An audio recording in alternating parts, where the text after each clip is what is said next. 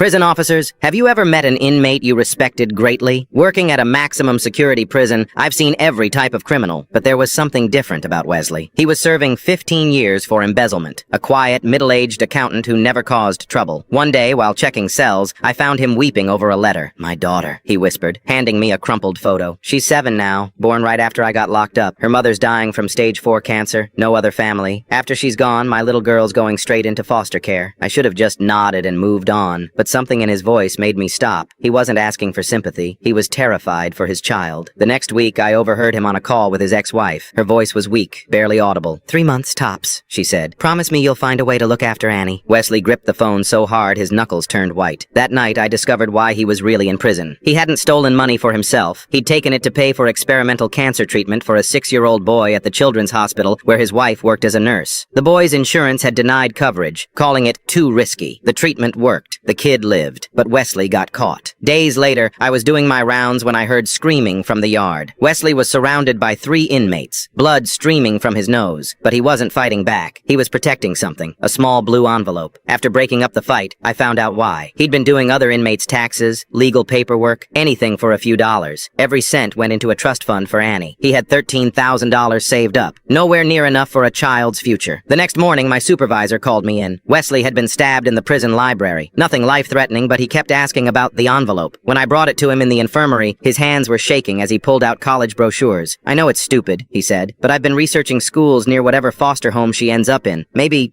I could still help with her homework through letters." I went home that night and couldn't sleep. The next day, I requested all of Wesley's case files. Spent weeks going through every detail, every transaction. Found something interesting. The hospital's financial records didn't match his conviction documents. Turned out the prosecuting attorney had buried evidence proving Wesley's innocence. The hospital administrator had been the one stealing money. Wesley had discovered the scheme and tried to expose it, but got framed instead. I took everything to my brother-in-law, a reporter at the Chicago Tribune. 3 months later, the real story broke. The hospital administrator confessed. Wesley's case was reopened. He was released last week. His ex-wife lived just long enough to see him walk free. Yesterday, I drove past the park and saw him pushing Annie on the swings. She was wearing a bright blue backpack, the same color as those college brochures. Wesley spotted me and waved. I waved back, then drove away. The hospital administrator? He's in cell block D now. Funny how life works out.